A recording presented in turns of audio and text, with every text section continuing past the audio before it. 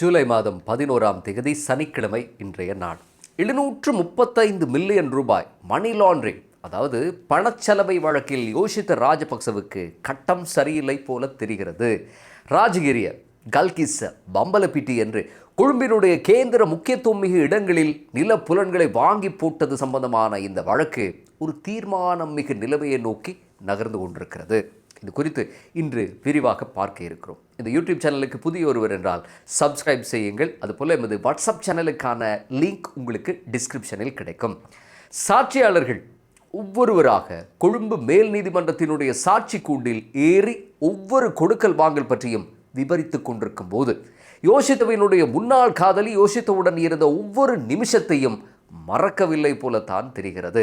7.5 சனி காதலி ரூபத்தில் வந்திருக்க திணறி போயிருக்கிறார் யோஷித்த.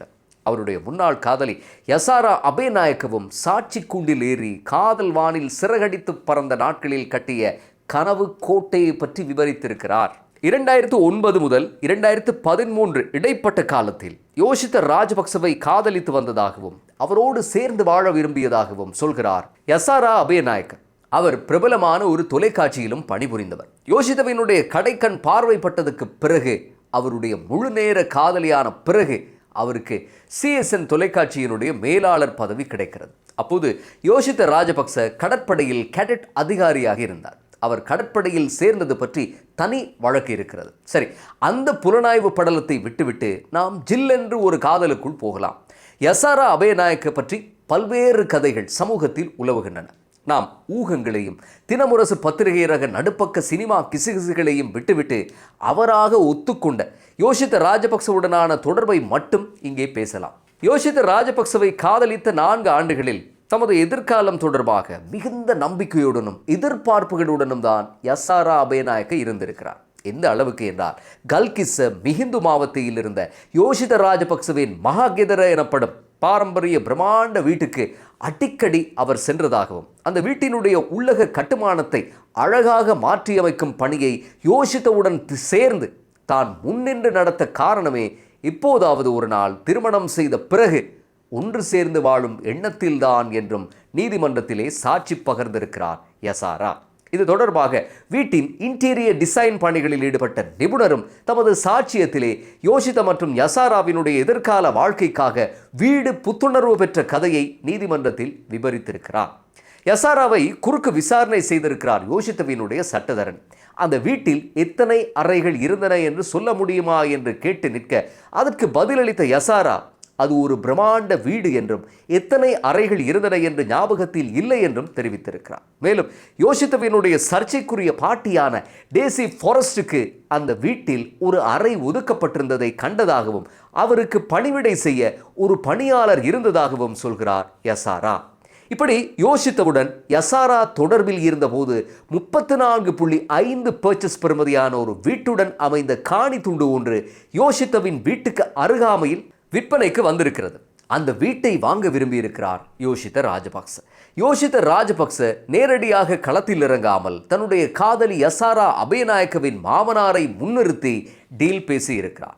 யசாராவினுடைய மாமா போய் ஒரு நபருடன் பேச உடனே பேரம் படிந்துவிட்டது. விலையெல்லாம் யோஷித்தவுக்கு ஒரு பொருட்டாக இருந்திருக்க வாய்ப்பு இல்லை. அப்போதைய சந்தை பெறுமதிப்படி, அதாவது 2012ஆம் ஆண்டின் நிலவரப்படி ஒரு பர்ச்சேஸ் 1 மில்லியன் ரூபாய் படி 34.5 மில்லியன் ரூபாய் பணத்துக்கு வீட்டுடன் அமைந்த காணி துண்டை விற்பனை செய்ய ஒத்துக்கொண்டிருக்கிறார் அந்த வீட்டினுடைய உரிமையாளர். தான் யாருக்கு விற்பனை செய்கிறோம், எவருக்கு விற்பனை செய்கிறோம் என்று எதையும் ஆராயும் மனநிலையில் அந்த வீட்டினுடைய உரிமையாளர் இருக்கவில்லை. அவருக்கு அவசரமாக பணம் தேவைப்பட்டிருக்கிறது. ஆகவே அவர் எதையுமே கருத்தில் கொள்ளவில்லை. இது பற்றி நீதிமன்றத்தில் சாட்சியம் அளித்த யசாரா அபேநாயக்க தான் தனது மாமனாரை இந்த கொடுக்கல் வாங்கலில் ஈடுபடுத்த வைத்ததாகவும் அந்த நிலமும் வீடும் யோஷித்த ராஜபக்சவினுடைய விருப்ப தேர்வாக இருந்ததாகவும் குறிப்பிடுகிறார். இதேவேளை யோஷித்தவுக்கு நிலப்புலன்களை விற்பனை செய்த அந்த வீட்டினுடைய உரிமையாளரிடம் சட்டமா அதிபர் திணைக்களம் சார்பாக ஆஜரான ஜனக பண்டார, நீங்கள் யாருக்கு விற்கிறீர்கள் என்று தெரிந்து கொண்டுதானா விற்பனை செய்தீர்கள் என்று கேட்க, தனக்கு அது பற்றி எதுவும் தெரியாது என்று சிரித்தபடி சொல்லியிருக்கிறார். அதாவது தனக்கு பணம் வந்தால் மட்டும் போதும் என்ற மனநிலையில் இருந்திருக்கிறார் அவர்.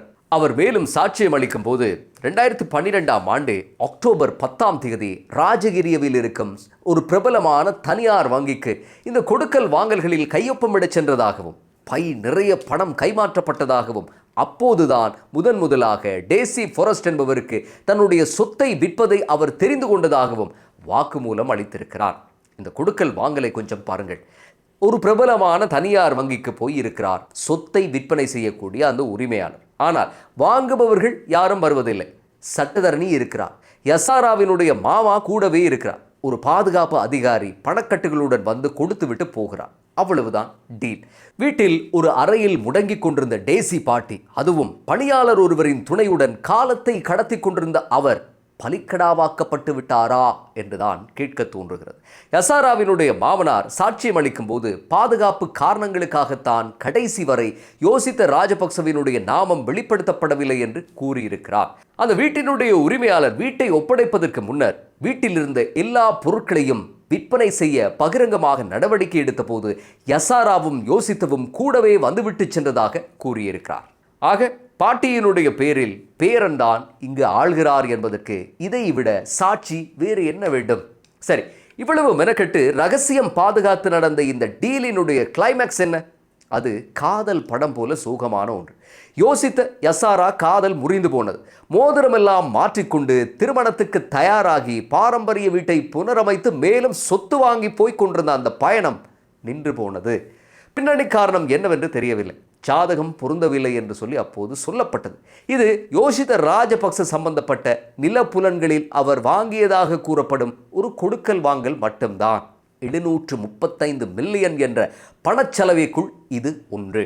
சட்டவிரோதமாக சொத்து சேர்த்தது எப்படி என்று ரணில் மைத்ரி ஆட்சி காலத்தில் யோசித்த ராஜபக்சவிடம் கேட்கப்பட்ட போது அவர் அன்று சொன்ன பதில்தான் இன்றளவும் மிகவும் பிரபலம்.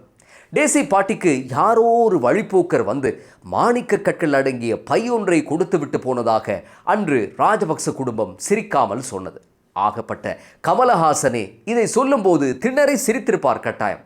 இந்த காட்சியை மீண்டும் எடுக்குமாறு இயக்குனரிடம் நிச்சயமாக சொல்லியிருப்பார். ஆனால் யோசித்தவோ நாமலோ அப்போது இதை கூறும்போது சிரித்ததாக தெரியவில்லை. இந்த வழக்கினுடைய சுருக்கம் இதுதான். 2012ஆம் ஆண்டு அக்டோபர் மாதம், அந்த ஆண்டு முதல் 2013ஆம் ஆண்டு ஆகஸ்ட் மாதத்தின் குறித்தொரு திகதி வரையான காலத்தில் ராஜகிரிய பம்பலப்பிட்டிய ரத்மலான தெஹிவல பகுதிகளில் சட்டவிரோதமான முறையில் யோசித்த ராஜபக்ச சொத்து ஈட்டியதாக பணச்செலவை, அதாவது நிதி தூயதாக்கல் சட்டத்தின் கீழ் 3(1) மற்றும் 3(2) கீழ் குற்றமிழைத்திருப்பதாக யோசித்த ராஜபக்ச மீது குற்றப்பத்திரிகை தாக்கல் செய்யப்பட்டிருக்கிறது. இப்போது இந்த வழக்கு வேகம் எடுத்திருக்கிறது. இந்த வழக்கில் இரண்டாவது பிரதிவாதியான யோசித்தவின் 98 வயதான பாட்டி டேசி ஃபாரஸ்டை அவருடைய முதுமை மற்றும் ஞாபக மறதி நிலைமையை கருத்தில் கொண்டு விடுவிக்கப்பட்டுள்ளதால் இந்த வழக்கை மேலும் தொடர முடியாது என்றும் சட்டவிரோத சொத்துக்களை கைப்பற்ற சதித்திட்டம் தீட்டியதாக யோசித்த ராஜபக்சவுக்கு எதிராக வழக்கை நடத்தி செல்ல முடியாது என்றும் வாதிட்டிருந்தார் யோசித்த சார்பாக ஆஜரான ஜனாதிபதி சட்டத்தரணி. ஆக கொழும்பு மேல் நீதிமன்றம் அந்த கோரிக்கையை புறம் தள்ள அப்பீல் கோர்ட் எனப்படக்கூடிய மேன்முறையீட்டு நீதிமன்றத்தில் முறையிட்டது யோசித்த தரப்பு. அதாவது சதி என்ற ஒன்றை தனியே ஒருவர் மட்டும் செய்ய முடியாது என்றும் சதி செய்வதற்கு 2க்கும் மேற்பட்டோர் தேவை. டேசி ஃபாரஸ்ட் விடுவிக்கப்பட்டுள்ளதால் யோசித்த ராஜபக்ச மட்டும்தான் மிச்சம். தனிநபராகி விடுகிறார் யோசித்த. ஆகவே வழக்கை தள்ளுபடி செய்ய வேண்டும் என்பதுதான் அவர்களுடைய வாதம். இதற்கு பதிலளித்த கொழும்பு மேல் நீதிமன்றம் டேசி பாட்டி அவரது மனநிலையை கருத்து கொண்டுதான் விடுவிக்கப்பட்டிருக்கிறாரே ஒழிய நிரபராதி என்று பிரகடனம் செய்து விடுவிக்கப்படவில்லை, போதிய சாட்சியங்களின்றி விடுவிக்கப்படவும் இல்லை. குற்றவியல் நடைமுறை சட்டத்தினுடைய 194வது பிரிவின் கீழ் பிரதிவாதியை விடுவித்திருப்பது என்பது அவர் குற்றமற்றவர் என்ற அர்த்தத்தில் அல்ல. டேசி ஃபாரஸ்டுக்கு எதிரான வழக்கு நடவடிக்கைகள் மட்டும் நிறுத்தப்பட்டுள்ளன. ஆகவே யோசித்த ராஜபக்சவுக்கு எதிராக சதித்திட்டம் என்ற குற்றச்சாட்டை முன்னகர்த்தி செல்வதில் எந்த தடையும் இல்லை என்று சொல்லியிருந்தது. இதே பதிலை தான் கடந்த வாரம் மேன்முறையீட்டு நீதிமன்றமும் சொல்லியிருக்கிறது. யோசித்த ராஜபக்ச இதுவரை எப்படி சம்பாதித்தார் என்று கணக்கு காட்டுவது பற்றி யோசிக்கவே இல்லை. மடியில் சரக்கு இல்லாததால் தான் வழக்கை நடத்த முடியாது என்றெல்லாம் ஆட்சேபனை மனு போட்டுக் கொண்டிருக்கிறாரா என்று தெரியவில்லை. அதுவும் இப்போது சொதப்பிவிட்டது. யோசித்தவனுடைய பாட்டியின் பொருளாதார வரலாறும் பெரும் கோளாறாகத்தான் இருக்கிறது.